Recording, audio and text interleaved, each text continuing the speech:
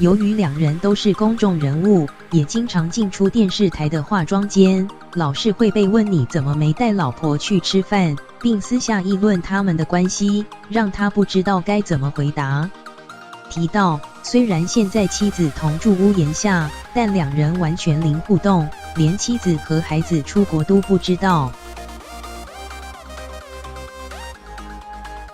他为了要掩饰夫妻俩的貌合神离，自己会把前一天录影的便当带回家，隔天早上再装进便当盒里，假装是妻子准备的爱心便当。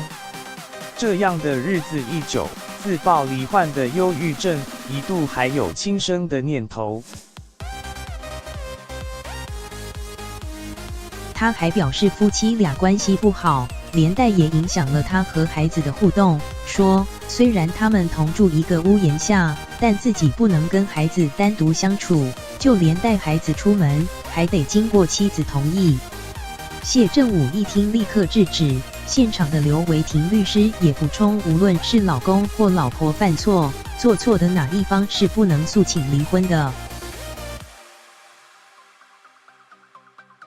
当场让打消这种奇怪的念头。